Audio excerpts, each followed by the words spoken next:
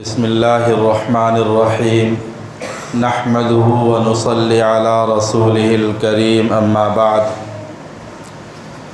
فاعوذ باللہ من الشیطان الرجیم بسم اللہ الرحمن الرحیم وَلْتَكُمْ مِنْكُمْ أُمَّةٌ يَدْعُونَ إِلَى الْخَيْرِ وَيَأْمُرُونَ بِالْمَعْرُوفِ وَيَنْهَاهُمْ عَنِ الْمُنْكَرِ وَأُولَئِكَ هُمُ الْمُفْلِحُونَ صدق اللہ العظیم۔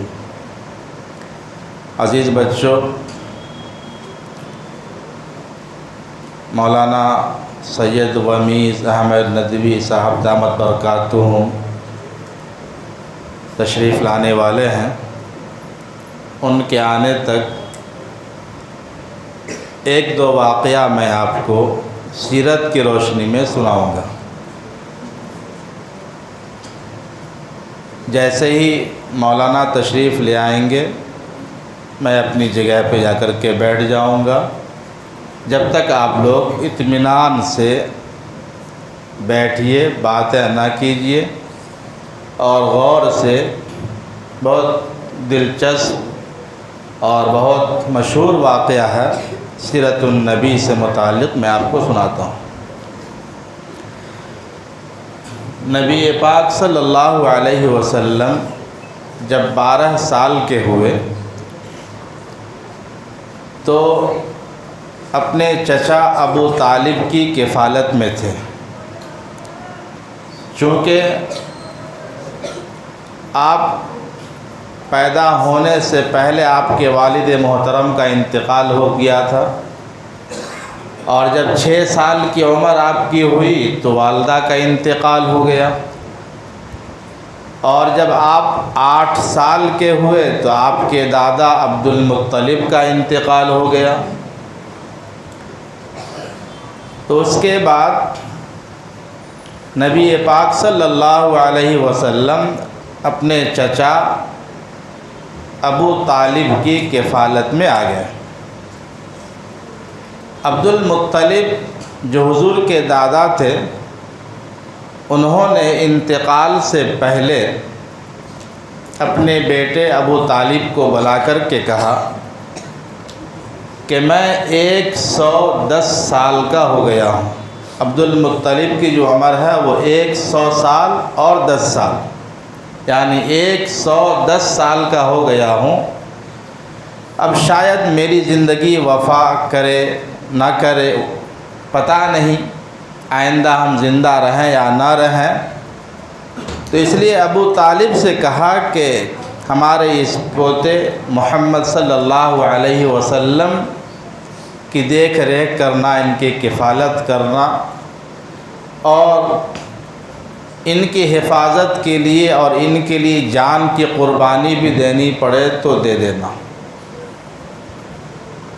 چنانچہ ابو طالب نبی پاک صلی اللہ علیہ وسلم کی دل و جان سے محبت بھی کرتے تھے، دل و جان سے چاہتے بھی تھے۔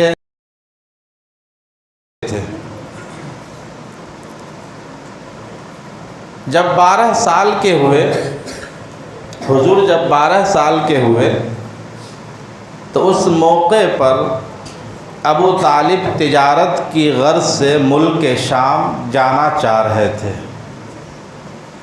یہ بچے بات کر رہے ہیں، دیتا ہوں بیان کے بعد، یہ پورا محلہ۔ جب 12 سال کے ہوئے، حضور جب 12 سال کے ہوئے تو ابو طالب کا اس موقع پر تجارت کی غرض سے ملک شام جانے کا ارادہ ہوا، اور چونکہ حضور چھوٹے تھے، 12 سال کے تھے، تو ابو طالب کا ارادہ یہ تھا کہ حضور کو اپنے ساتھ نہیں لے جائیں گے۔ اور جب پوری تیاری کر لیے ملک شام جانے کا، تو حضور نے اپنے چچا ابو طالب سے مخاطب ہو کر کے کہا کہ چچا آپ کہاں جا رہے ہیں؟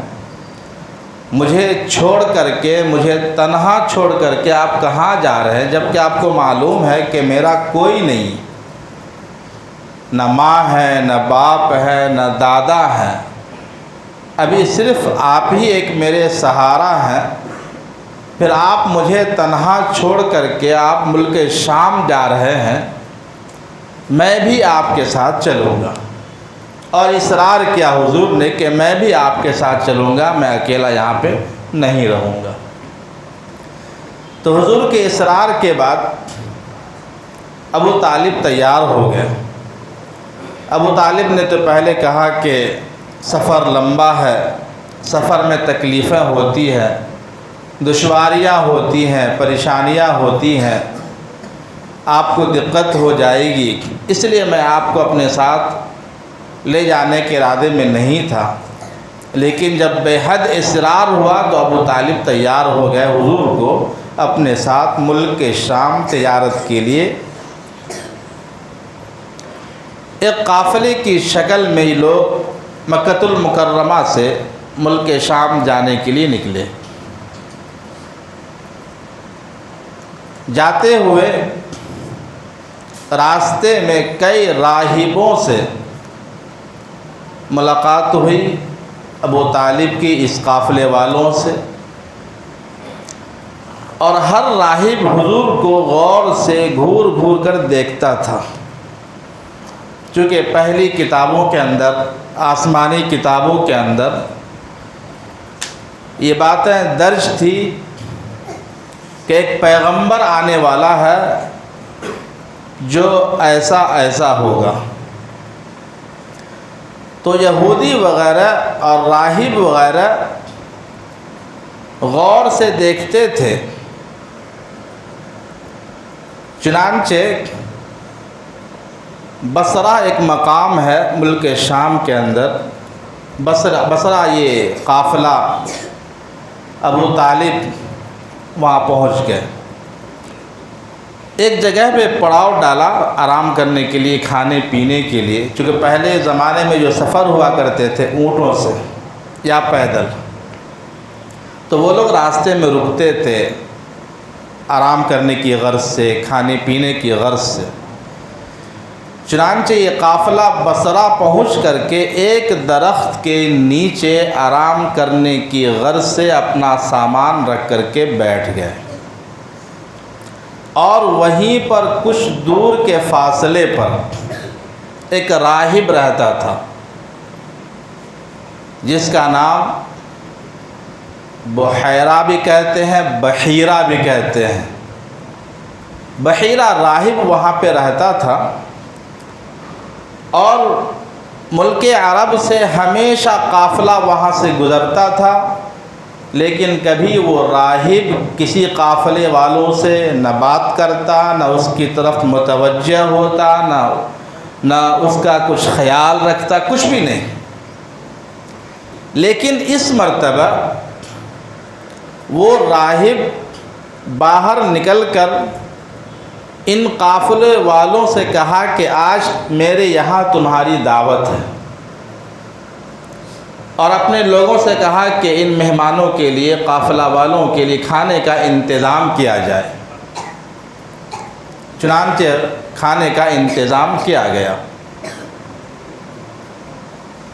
قریش کے لوگوں نے اس راہب سے کہا کہ اس سے قبل کئی دفعہ یہاں سے ہم لوگوں کا گزر ہوا، کئی دفعہ اس مقام پہ ہم نے پڑاؤ ڈالا، قیام کیا، لیکن اس سے قبل آپ کبھی بھی ہماری طرف متوجہ نہ ہوئے، ہم سے بات چیت بھی نہیں ہوئی، نہ ہماری خیریت لیے، اور اس مرتبہ کیا بات ہے کہ آپ ہم سب کی دعوت کر رہے ہیں۔ تو اس موقع پر اس راہب نے کہا کہ کیا تم نے نہیں دیکھا کہ جب تم گھاٹیوں سے نکل کر وادیوں میں داخل ہوئے تھے تو شجر و حجر سجدہ کر رہا تھا؟ کیا تم نے نہیں دیکھا جب تم گھاٹیوں سے نکل کر وادیوں میں داخل ہوئے؟ میں اپنی بات یہیں ختم کرتا ہوں۔ مولانا تشریف لا چکے ہیں، میں بڑے ہی ادب و احترام کے ساتھ ہم سب کے مصلح و مربی حضرت مولانا سید رمیز احمد ندوی صاحب سے درخواست کرتا ہوں کہ اپنے خطاب عالیہ سے ہم سامعین کو